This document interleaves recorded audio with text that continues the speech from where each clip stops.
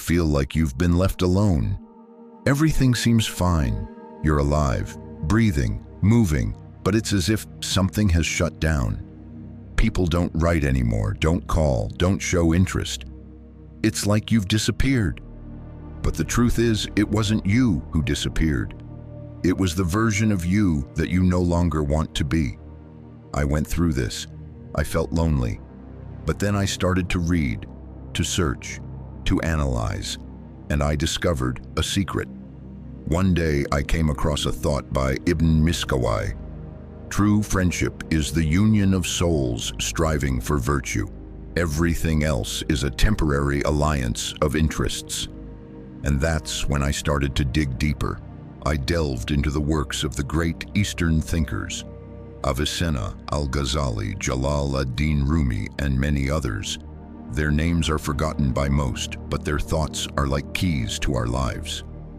I kept wondering, why were we once so close? Why did we understand each other so well? The answer came when I read Ibn Khaldun.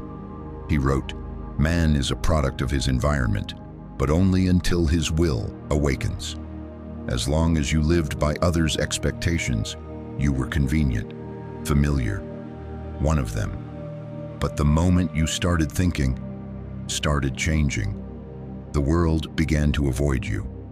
Avicenna said that a human being is not the body, nor just the intellect, but the connection between reason and soul. He wrote, "A soul walking its path loses companions who are not ready to go further." When you begin to think, to grow, to seek depth, many simply don't want to follow. And that's okay. It's not betrayal. It's the natural selection of meaning. He claimed, "Man is a microcosm containing the entire universe, but the more you cultivate light within, the harder it becomes for others to stand next to you in the dark." I reread this again and again. Sometimes friends leave not because you did something wrong, but because you became too honest, too deep, too yourself. When you start to see lies, they can no longer remain hidden. When you stop pretending, some roles around you begin to crumble. You don't lose friends, you lose illusions. And then I understood, people come and go for a reason. If they left, it means they were part of your previous level, but not of your next step. Later, I found these words by Jalal ad-Din Rumi. "Don't grieve if people leave you. It is the emptiness inside the vessel that allows it to be filled." We often cling to the old, to what was meant to leave. But Rumi knew, to be filled with light, the vessel must be empty. I began to let go, not with pain, with gratitude. I became grateful even to those who caused me pain. They showed me who I no longer wanted to be. Ibn Rushd once said, "The human mind is a mirror in which the universe is reflected, but every mirror needs cleansing." Some stayed by your side while you were a dusty mirror. But when you began to cleanse yourself, the light started to blind those who weren't ready for it. Ibn Arabi said, "Purifying the heart is not about filling it, it's about freeing it." You lose people because you're clearing your space from everything that no longer resonates. It's not a mistake, it's a sign that you're growing. And growth always begins with solitude. Ibn Arabi once said, "Do not seek truth in people, seek it in yourself. And when you find it, those who can love the truth will find you." That was a turning point. I stopped seeking approval. I stopped reaching for those who didn't hear me. I simply became myself. And one day you notice, different people arrive. Those who see you beyond words. Those who don't demand you to be convenient. Those who didn't come to teach you a lesson, but to stay. Al-Ghazali, one of the deepest thinkers of Islam, wrote, "A soul that seeks truth must let go of the need for recognition." People aren't leaving. You've simply stopped craving their approval. You no longer need their applause. You've begun to hear yourself. And when you hear yourself, you stop bending to fit into someone else's shape. Al-Ghazali said, "True friendship is like a mirror.